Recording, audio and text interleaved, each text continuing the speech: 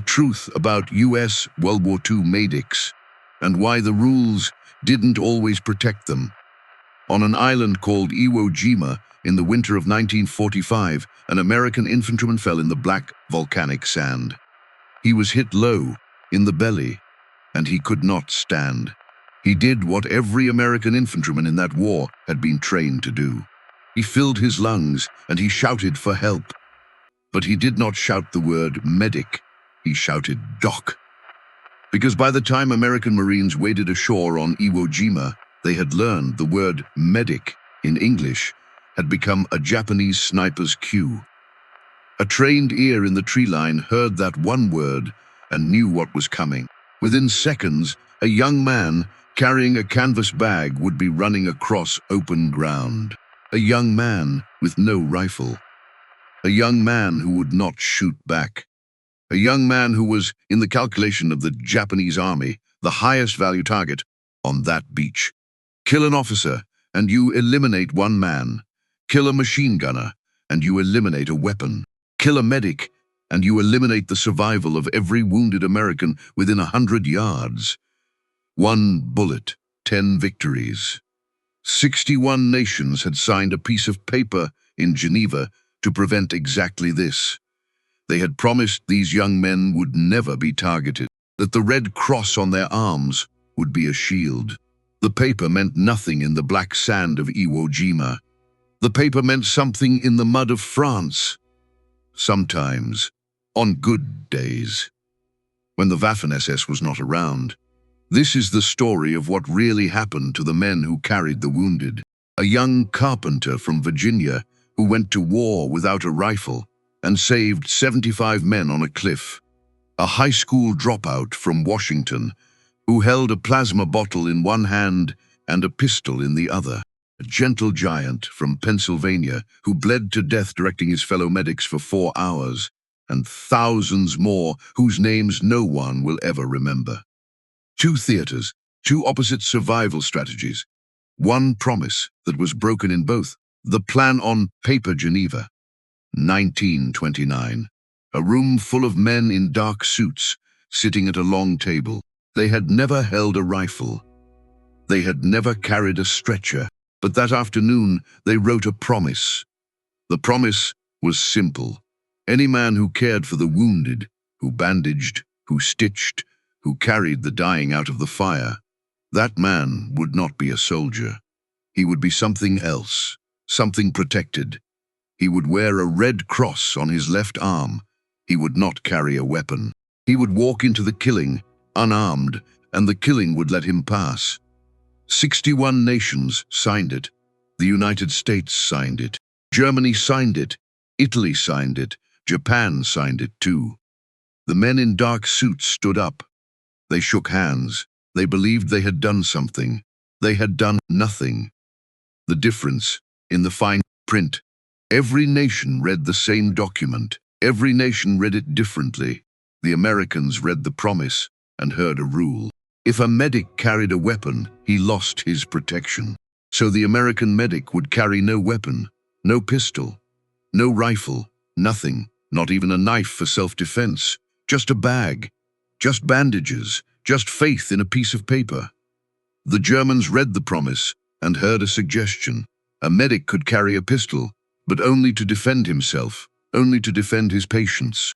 So many German medics went to war with a Walther P-38 on their hip. Small, practical, a last resort. The Japanese read the promise and heard nothing. They signed the Geneva Convention in 1929. They never ratified it. In the years that followed, their army was taught a different code, Bushido, a code that had no room for surrender, no room for prisoners, no room for the concept of a man who cared for the wounded as a man worth sparing. And so, before the first shot of the war was fired, the promise was already 3 different promises. And the men who would live and die by it, the medics, did not yet know which promise applied to them. The helmet that was never ordered. There is an image burned into the popular memory of the Second World War. A young American medic crawling through mud, a red cross painted on the front of his helmet. Big, bold, unmistakable. That helmet was never ordered. The United States War Department never issued a directive requiring medics to paint red crosses on their helmets. There was no manual, there was no standard, no pattern, no paint kit. Every Red Cross helmet you have ever seen in a photograph, every one was painted by hand, by a medic, in the field, with paint he scrounged, borrowed, or stole. He painted it because he was afraid, because he had watched a friend get shot, because he thought perhaps, if the cross were bigger, the enemy would see it in time. Some medics painted small crosses on tape and stuck them to their nets. Some painted enormous white circles with red crosses in the middle. Some painted the entire helmet white. Some painted crosses on all four sides. Some, after Normandy, even copied the German medical vests, sewing red crosses onto canvas tabards and wearing them over their uniforms. There was no rule, there was only fear, and there was only hope that fear, painted in red, might be enough. 3 men, 3 stories, 3 different wars. To understand what happened to American medics in the Second World War, you have to understand 3 men. They did not know each other. 2 of them would never meet. But their stories, taken together, tell the truth that the newsreels never told. The first man, Desmond Thomas Doss, was 23 years old when he enlisted. He was a shipyard joiner from Lynchburg, Virginia, working at the Newport News Naval Shipyard. His father was a carpenter. His childhood had been spent in the quiet rooms of the Park Avenue Seventh-day Adventist Church. He was thin, quiet. He spoke with the soft, slow accent of the Blue Ridge Mountains. He believed the 10 commandments were written in stone, and the 6th commandment was written for him, "Thou shalt not kill." He also believed his country needed him. He had been offered a deferment. His shipyard work was essential. He turned it down. On April 1st, 1942, at Camp Lee, Virginia, he raised his right hand and swore an oath with one condition. He would not carry a weapon. He would not kill. But he would go anywhere the army sent him. He would carry the wounded. He would save lives. The army sent him to Fort Jackson, South Carolina. His platoon called him a coward. They called him worse things than that. They threw boots at him while he prayed at night. They mocked his Bible. His sergeant made him drill on Saturdays, his Sabbath, because he refused to work on the day he considered holy. His company commander, Captain Jack Glover, filed for his discharge under Section 8, mental unfitness. He wanted Doss gone. Officers threatened him with court-martial for refusing a direct order to bear arms. The man who would one day receive the Medal of Honor from the President of the United States, the first conscientious objector in American history to receive it, spent the first year of his service watching the army try, again and again, to throw him out. Section 8 failed. Transfers failed. The threats did not break him. Then, one day, someone in the chain of command looked at the file, looked at Doss, and decided the army needed men who ran toward the wounded more than it needed one more infantry rifle. The paperwork was set aside. Doss stayed. The second man, Robert Eugene Bush, was 17 years old when he dropped out of high school. He was from Raymond, Washington, a town of sawmills and logging trucks. His father had been a sawmill worker. His mother was a nurse. They had divorced when Bob was 4. He had grown up watching his mother stitch cuts and set broken fingers on the kitchen table. On January 5, 1944, he walked into a Navy recruiting office and asked to be a corpsman. He was still a boy. He had never fired a rifle. He had never held a scalpel. He had never seen a man die. He had never left the state of Washington. The Navy sent him to Hospital Corps School at Farragut, Idaho, then to the Naval Hospital in Seattle, then to the Field Medical Service School at Camp Pendleton in California. where the Marines taught the Navy's corpsmen how to survive alongside them. Because that was the arrangement. The Marines did not have their own medics. The Navy loaned them corpsmen. And when a Marine went down, screaming, in the mud of some island no one had ever heard of, it was a Navy corpsman who ran to him. On April 1st, 1945, Easter Sunday, Robert Bush landed on the beaches of Okinawa. He was 18 years old. He had 31 days left before the moment that would define the rest of his life. The third man, Alfred. Alfred Leonard Wilson was 23 when the letter came. He was from Fairchance, Pennsylvania. His father had been a coal miner, then a timberman. His mother had died when Alfred was 14.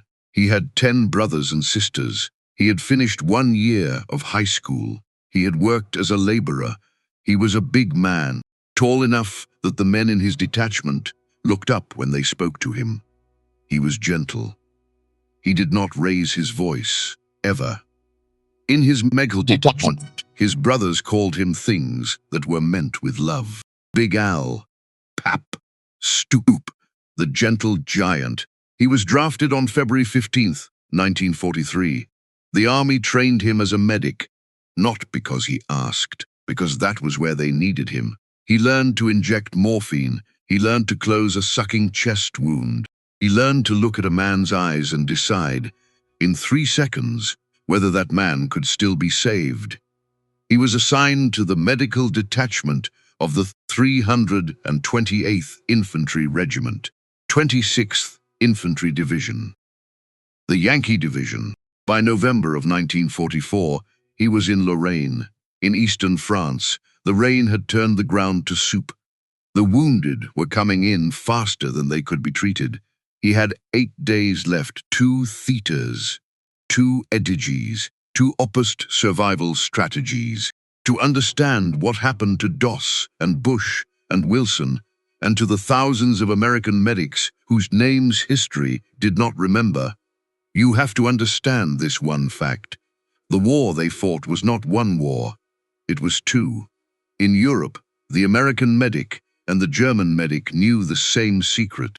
It was an unspoken bargain, written nowhere, enforced by nothing but mutual fear. It went like this: if you shoot my medic, I will shoot yours. If you leave mine alone, I will leave yours alone. Neither of us can afford to lose them. So let us pretend, in the middle of this killing, that these men are neutral. The bargain broke often. There were exceptions. There were massacres. There were units, like the Waffen-SS, that honored no bargain, ever. But most of the time, on most of the front, the bargain held. American medics in Europe painted more red crosses on their helmets as the war went on. They waved Red Cross flags. They walked into open fields to collect the wounded. And most of them walked back out. In the Pacific, there was no bargain. The Japanese army had not just failed to ratify the Geneva Convention. They had actively decided, at the tactical level, that the American medic was the highest value target on the battlefield. Higher than an officer, higher than a machine gunner, higher than a radioman, because they had done the math. Kill an officer, you eliminate 1 man. Kill a machine gunner, you eliminate a weapon. Kill a medic, you eliminate the survival of every wounded American within 100 yards. You do not just kill 1 man, you kill 10. You break the morale of the platoon that watched him fall. You ensure that the next American who is hit will die screaming, alone in the mud. 1 bullet, 10 victories. In Europe, American medics survived by painting more red crosses on their uniforms. Bigger, brighter on every visible surface. In the Pacific, they survived by scraping every red cross off. The same symbol in 2 different oceans meant 2 opposite things. In one theater, it was a shield. In the other, it was a bullseye. And the men who wore it, Doss and Bush and Wilson, and every corpsman whose name is carved on a stone somewhere, had to learn which theater they were in. They had to learn fast. Some of them learned in time. Some of them did not. Europe, the fragile bargain. It was raining in Lorraine. It had been raining for 11 days.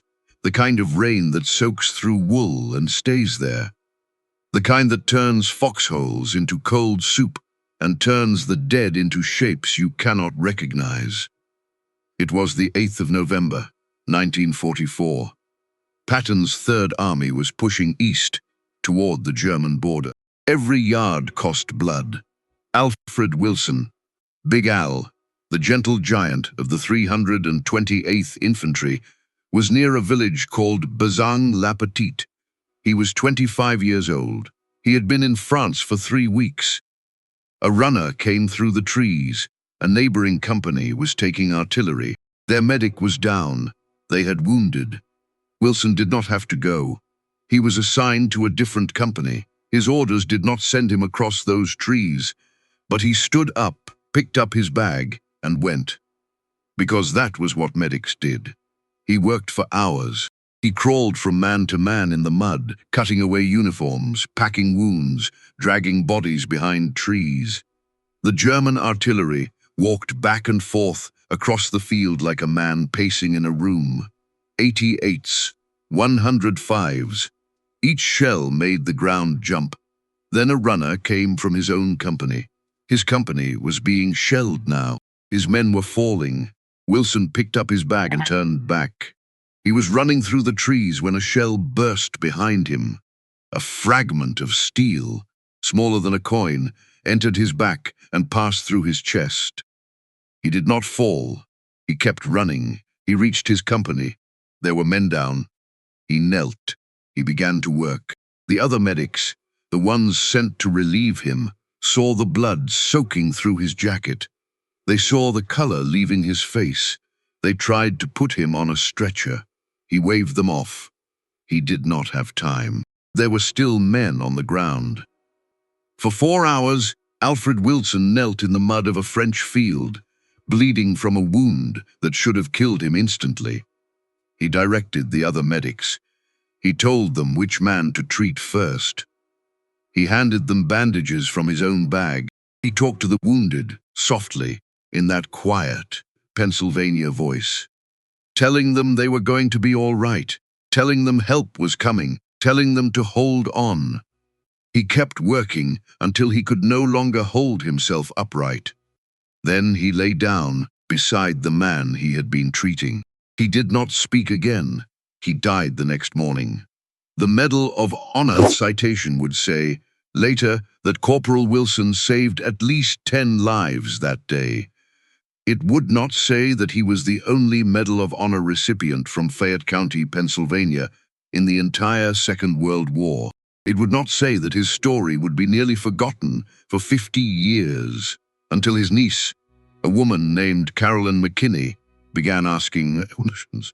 Alfred Wilson's Medal of Honor was not awarded until June 18, 1945, 7 months after he died. His father, a coal miner from Fairchance, Pennsylvania, who had already buried his wife and now his son, received the medal in his son's place, in a small ceremony, in a small town, in a country that was already trying to forget the war. The witnesses of Europe. The bargain in Europe held, most of the time, but every American medic who served on the Western Front carried a story that proved the bargain was breaking. There was John Birch, a medic with the 99th General Hospital. He was in the Ardennes in December of 1944. The Battle of the Bulge, the largest American engagement of the war.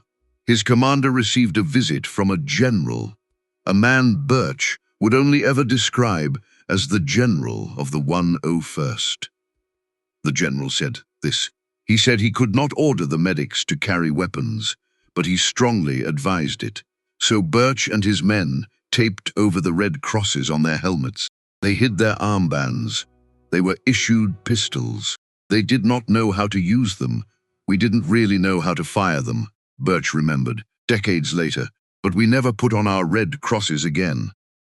There was Ted Clay of the 321st Medical Battalion, sitting in the open treating a wounded man.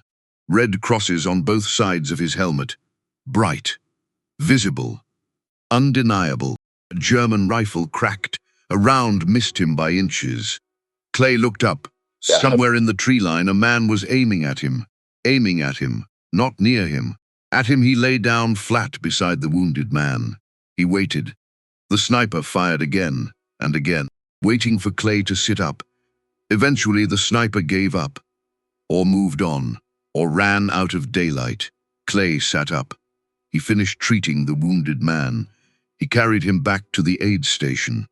"We were targeted," he would say later. "I know that for a fact." There was Krusto Mosevic of the 99th Infantry Division. In the snow of the Ardennes, he watched an American sergeant named Blake put 2 bullets into a German medic. The German had a pistol on his belt. He was standing next to a dead man, muttering, either shocked or unhinged. Blake did not wait to find out. He fired. The German fell, and in the next moment, the German mortar fire that had been raining down on the American position stopped, because the man Blake had shot had not been a medic at all. He had been a spotter, or perhaps he had been a medic, and the pistol on his hip, the pistol, the Germans said, was for self-defense only, had made him look like something else. That was the tragedy of the bargain in Europe. It was written on paper, it was enforced in the mud. And in the mud, in the snow, in the smoke, a medic with a pistol was not always a medic. And a soldier, looking down the barrel of a rifle at a shape 200 yards away, did not always have time to know the difference. There was Dwayne Pinkston of the 82nd Airborne. He was asked once why he never painted red crosses on his helmet. He gave the shortest answer any medic ever gave. "We didn't wear one," he said. "We figured it was too good a target. The Pacific, where the cross was, a coffin." In Europe, the bargain broke sometimes. In the Pacific, there had never been a bargain. The men who landed on Guadalcanal in August of 1942 were the first to learn. The men who landed on Tarawa in November of 1943 learned again. And by the time American Marines were wading through the surf at Peleliu in September of 44, the lesson had been written in the blood of a generation of Navy corpsmen. The lesson was this: the Japanese army did not respect the Red Cross. The Japanese army hunted the Red Cross.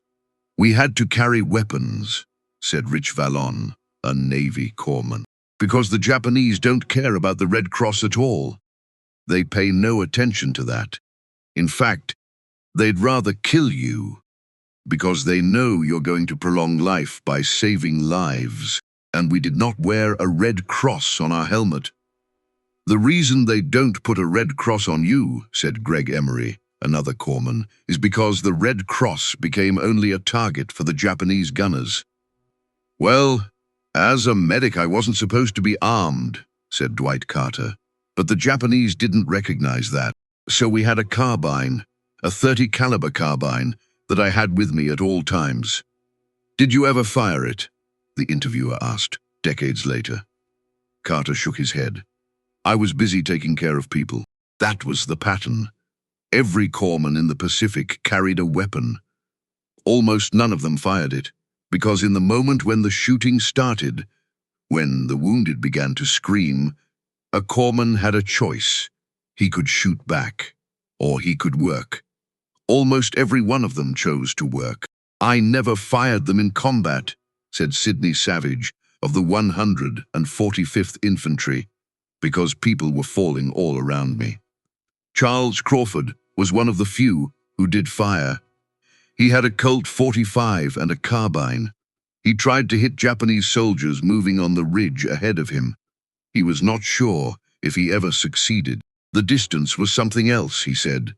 "You couldn't tell whether you had hit or subdued a Japanese soldier or anything. They stopped shouting the word." By the middle of the Pacific War, no American infantryman on any island shouted medic anymore. They shouted doc, because medic, in English, had become a Japanese sniper's cue. A trained ear in the tree line heard the word and knew that within seconds, a man with a canvas bag, would be running through open ground toward a wounded American. A man who could not shoot back. A man who would not shoot back. There were reports, never fully confirmed, but repeated by too many veterans to dismiss, of Japanese soldiers shouting the word themselves, in English, to lure corpsmen into the open. Some accounts described wounded American soldiers being used as bait, left alive, screaming, in the middle of a clearing, waiting for the corpsman to come. The corpsmen came anyway. They did not just strip the crosses from their helmets. They stripped everything. The double-strap medical yoke, the harness that carried 2 medical bags across the chest, was abandoned in the Pacific because a Japanese sniper could recognize it from 100 yards away. Corpsmen switched to a single small bag, worn low on the hip, invisible from the front. They stopped shaving in the field because the freshly shaved face of a corpsman looked different from the bearded face of an infantryman. Some of them learned the specific hand signals of the Marine rifle squads they served with, so their movements would not give them away. They did everything at every level to disappear, to not be a medic, to not be seen. At Iwo Jima, in February and March of 1945, the Navy sent approximately 2,500 hospital corpsmen ashore with the 4th and 5th Marine Divisions. In the 36 days of fighting that followed, 332 of them were killed in action or died of wounds. 659 more were wounded and had to be evacuated. In 6 battalions, the corpsman casualty rate exceeded 50%. In 1 battalion, it was 68%. They were being killed faster than the men they were trying to save. The Cliff, Hacksaw Ridge. The 77th Infantry Division landed on Okinawa on the 29th of April, 1945. Ahead of them was a ridge. The Americans called it Hacksaw Ridge. The Japanese called it the Maeda Escarpment. It was a cliff of coral limestone, 400 feet high, rising almost vertically out of the surrounding fields. At the top was a plateau. On that plateau, dug into caves and tunnels the Americans had not yet discovered, were 3,000 Japanese soldiers. The only way up was a cargo net, thrown over the edge, secured to the top by earlier climbing parties. For 3 days, the 77th tried to take the ridge. For 3 days, they were driven back down. Company B, 1st Battalion, 307th Infantry, Desmond Doss's company, was gutted. A third of the men in his platoon were gone. Doss was 26 years old. He carried no weapon. He wore no Red Cross. He had learned in the jungles of Guam the year before, and in the mud of Leyte the year before that, what Red Crosses meant in the Pacific. He carried a small canvas bag, a morphine kit, bandages, plasma, a small Bible in his breast pocket, given to him by his wife Dorothy the day before he shipped out. On the morning of May 5th, 1945, Company B was ordered to attack the ridge again. May 5th was a Saturday. For Desmond Doss, Saturday was the Sabbath. It was a day he did not work. It was a day he did not eat, unless he had prepared his food the night before. It was a day he spent, when he could, in prayer. He did not have to go up the cliff that day. He asked his captain for a few minutes to pray. The captain gave them to him. When Doss came back down from the ridge to where his company was forming up, he told his captain he was ready. They went up the net. They reached the top. They pushed forward across the plateau, and then, from every hidden tunnel entrance, from every cave, from every fold in the coral, the Japanese counterattacked. The company broke. The men who could still move began pulling back to the edge of the cliff. The men who could not move, the wounded, were left where they had fallen. There were 75 of them. The able-bodied began climbing back down the net. Command called for artillery. Doss was told to fall back with the rest. He did not fall back. He turned around and walked back onto the plateau, alone. For the next 12 hours, Desmond Doss did not stop. He crawled from one wounded man to the next, across ground that was still under Japanese fire. When he found a man alive, he dragged him, sometimes carried him, to the edge of the cliff. He had, in his bag, a length of rope.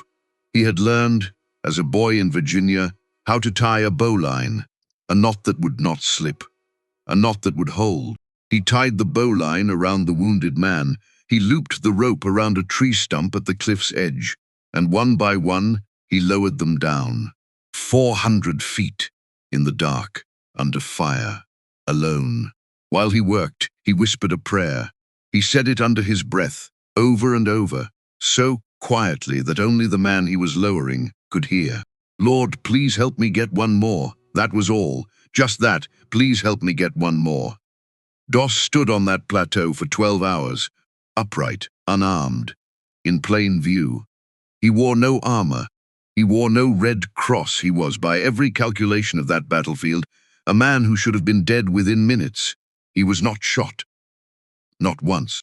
Japanese soldiers captured after the war were asked about it. Some of them said they had seen him. Some said their rifles had jammed. Some said their sights had failed. Some said, without explanation, that they had aimed at him and simply missed. Doss believed it was God. Historians have never been able to explain it. It is one of the few things in the recorded history of the Second World War for which there is no satisfactory answer. He should have died. He did not die. He got one more, and then one more, and then one more. The official count, later confirmed by his commanding officer and reviewed by the army, was 75 men. 75 men who would have been left on that plateau to die. 75 men who went home to wives and children and mothers because a Seventh-day Adventist shipyard joiner from Lynchburg, Virginia, refused to leave them. The Corpsman on Owacha Pocket. While Doss was on the cliff, a Navy corpsman named Robert Bush was on a hill 9 miles to the south. Bush was 18 years old. He had landed on Okinawa on Easter Sunday. He had been in combat for exactly 1 month. On the 2nd of May, 1945, his rifle company, G Company, 2nd Battalion, 5th Marines, 1st Marine Division, was attacking a ridge called Owacha Pocket. The company took the top. Then a Marine officer, a lieutenant named Roach, went down badly wounded on the exposed skyline of the ridge. Bush ran to him. He knelt on the open ground. He pulled a bottle of blood plasma from his bag. He hung it from a stick jammed into the coral. He began the transfusion. The plasma was still dripping when the Japanese counterattacked.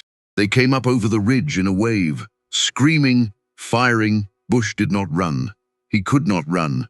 The plasma line was in the officer's arm. If he pulled it, the officer would die. So he did the only thing he could do. He held the plasma bottle up with his left hand. With his right, he drew his Colt .45 pistol. He began firing. The pistol emptied. He dropped it. He grabbed a carbine from the ground beside a dead Marine. He fired that too. 3 grenades exploded near him in a matter of seconds. Fragments tore into his body. One of them entered his right eye and destroyed it. He got shrapnel in his shoulders. He got fragments in his left eye. He kept firing. He would tell a reporter, decades later, exactly what he had done. Every time I saw a Japanese head pop up, he said, I could see the star on their helmets. I'd fire 1 round a foot below, where I saw that head come up, because I knew I couldn't miss. I'd get 'em on the way down. He killed 6. The plasma bottle stayed up. The Marine officer lived. Bush lived too. Barely. He was carried off the ridge with half his face bandaged and his uniform soaked in his own blood and the blood of the man he had saved. Robert Bush was 18 years old.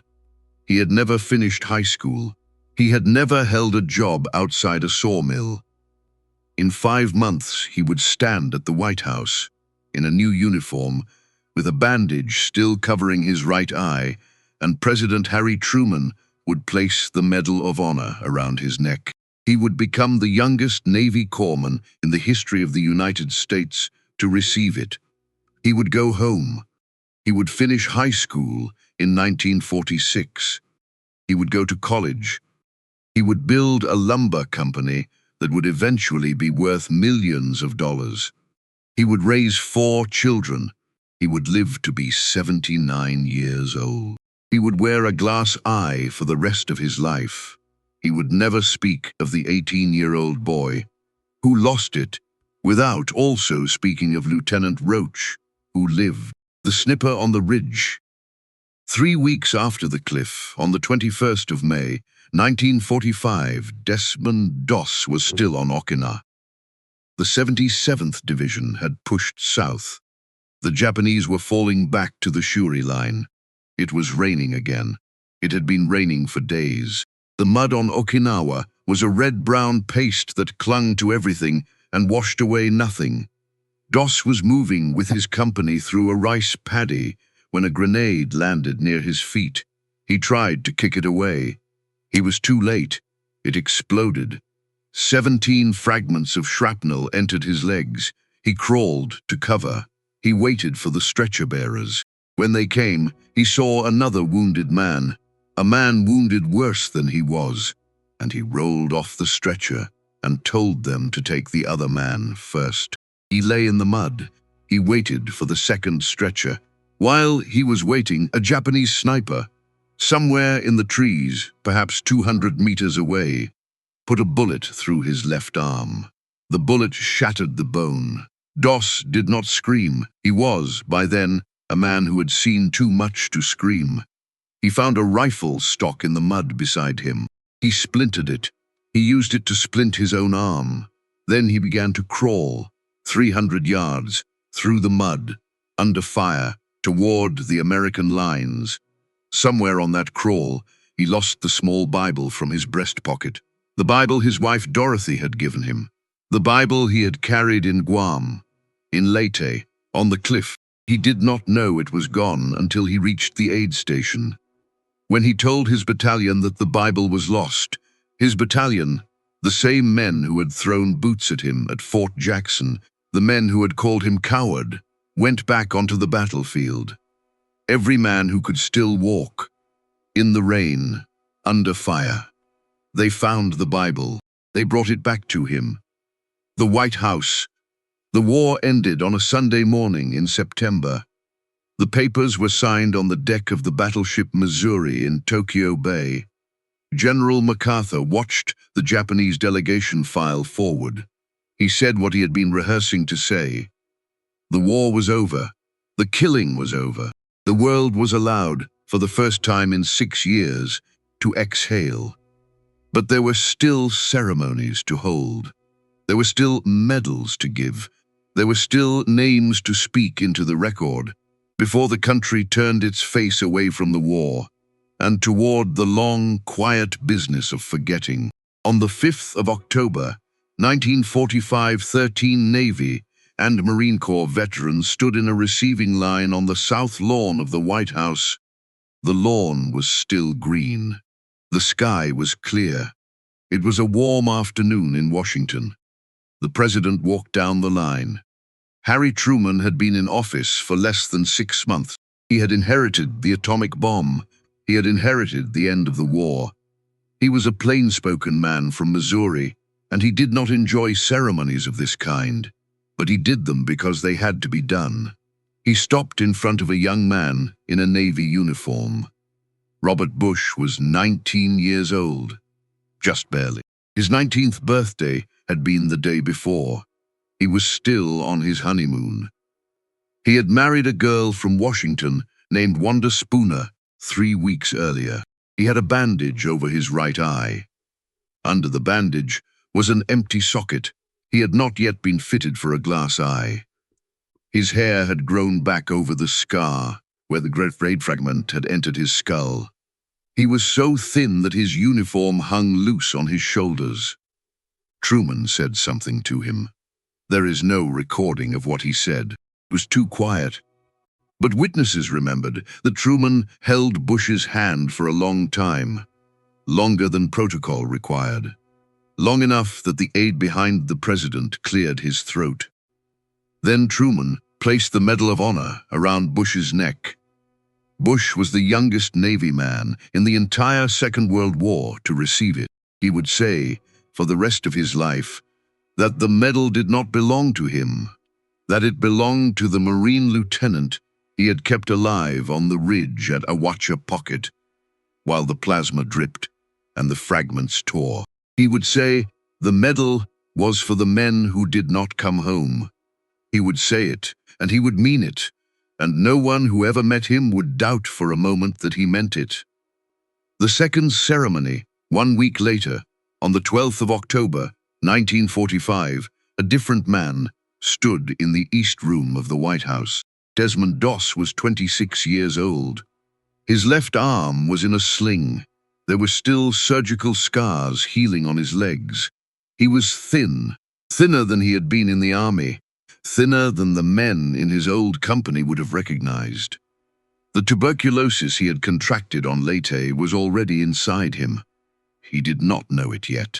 Neither did the army doctors. He was not comfortable in the East Room. He had never been comfortable in rooms with high ceilings and important people. He had been a shipyard joiner before the war. He would want to work with his hands after it. Standing at attention in a room full of generals was not, and would never be, his natural condition.